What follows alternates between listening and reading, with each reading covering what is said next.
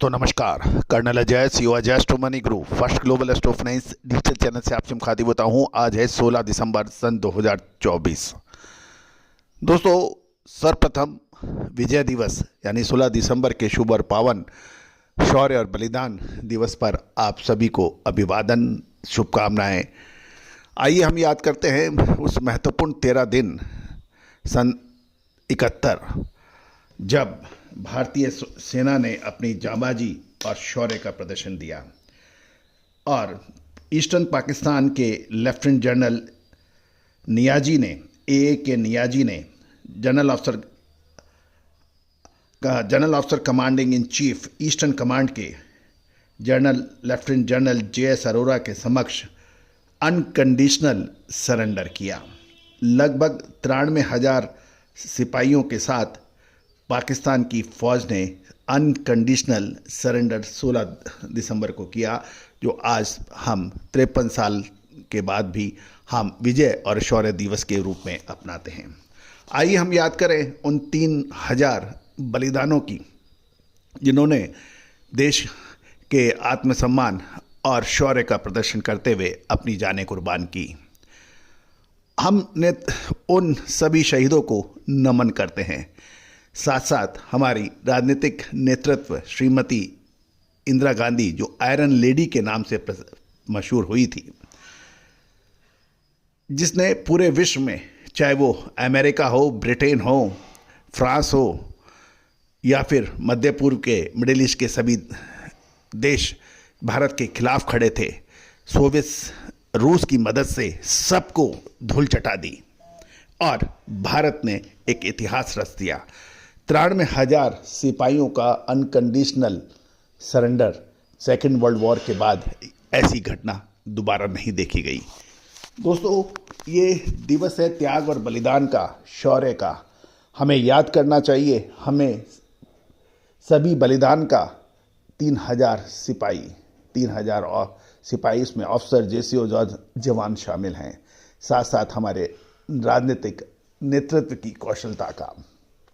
आज चाहे बांग्लादेश कुछ भी कहे, चाहे आज देश के कुछ व्यक्ति कुछ भी कहें, लेकिन ये देश शौर्य दिवस, विजय दिवस हमें हर्षोल्लास के साथ सेलिब्रेट करना है। अपनी फौजों को मनोबल बढ़ाना है और हमें उन शहीदों को याद करना है। आज के इस एपिसोड में हम चर्चा करेंगे हल्दी की साप्ताहिक समीक्षा, हल्दी के 5 सालों का स्टॉक, साल दर साल कितनी पैदावार हुई 5 साल में, कितना निर्यात हुआ और क्या संभावना है, और बिजाई की क्या खबरें हैं। उम्मीद है कि पूरा शो एक संपूर्ण शो होगा और इसे आप पसंद करेंगे। चैनल को सब्सक्राइब कीजिए। साथ साथ मसाले, आपको याद है कि साल 2023 के अंदर हमने जब हल्दी के भाव 60, 65, 70 रुपये चल रहे थे, हमने तेज़ी की बात कही थी, और जब 180 रुपये के भाव थे हमने आपको मुनाफा वसूली की बात कही थी। दोस्तों, इसी तरह से बड़ी इलायचा जिसे कहते हैं, ब्लैक कार्डेमन, 650 रुपये डेढ़ से दो साल पहले आज 1900 रुपये के ऊपर भाव हैं। इलायची, मखाना, काजू, बादाम, किशमिश, इन सभी पर हमारे अपडेट सही साबित हुए हैं। आइए जानते हैं हल्दी की 5 साल की महत्वपूर्ण उपलब्धियां। दोस्तों, खबर निकल के आ रही है कि हल्दी का उत्पादन जो प्री एस्टिमेट थे उनकी तुलना में, विशेषकर निजामाबाद लाइन में हल्दी की स्थिति अच्छी बिजाई से उत्पादन गत वर्ष से अधिक होने की संभावना बताई जा रही है। यदि हम पिछले लगभग कुछ समय से देखें तो हल्दी के दामों में 100-200 रुपये की तेजी मंदी देख रही है।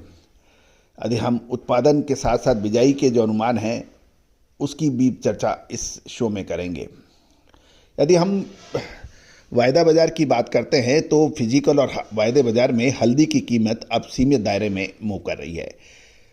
पिछले सप्ताह हल्दी की शुरुआत दिसंबर वायदा 13,010 रुपये प्रति क्विंटल पर खुला था, जो सप्ताह के दौरान अंत में 13,100 रुपये पर बंद हुआ, जबकि अप्रैल महीने का हल्दी का वायदा 14,070 पे खुलने के पश्चात सप्ताह के अंत में 13,958 रुपये पर बंद होने के समाचार हैं। जहाँ तक उत्पादन की बात कर रहे हैं कि बारिश से विशेषकर तमिलनाडु, आंध्र प्रदेश, तेलंगाना एवं महाराष्ट्र में हल्दी की बिजाई का क्षेत्रफल पिछले साल की तुलना में 30 से 40% अधिक रहने के समाचार हैं।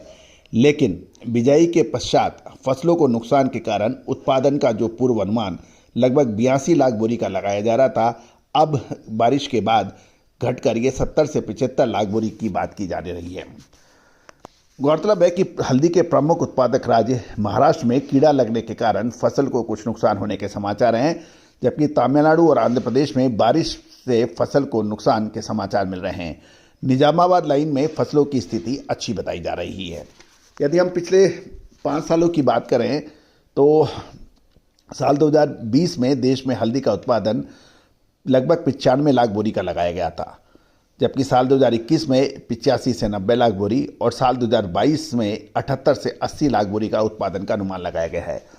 साल 2023 में 82 से 85 लाख बोरी का अनुमान था, जबकि पिछले वर्ष करंट हाई ईयर में 2024 में उत्पादन 45 से 50 लाख बोरी का माना गया। वर्ष 2025 में उत्पादन का अनुमान 70 से 75 लाख बोरी का लगाया जा रहा है।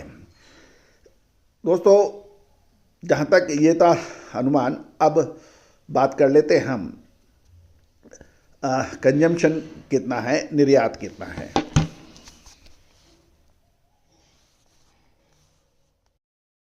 दोस्तों, कंजम्पशन की बात करें और निर्यात साथ साथ लोकल खपत की बात करें तो सालाना लगभग 1 करोड़ बोरी की आवश्यकता होती है, जबकि चालू सीजन के अंदर अभी तक 70 से 75 लाख बोरी की नई पैदावार के अलावा बकाया स्टॉक भी लगभग 15 से 18 लाख बोरी का लगाया जा रहा है।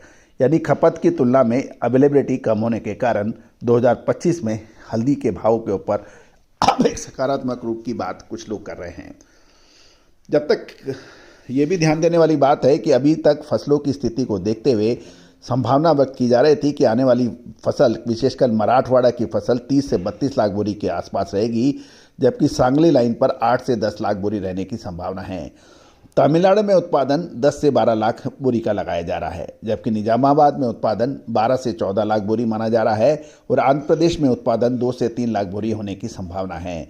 दूसरे क्षेत्रों में 3 से 4 लाख बोरी होने की संभावना है।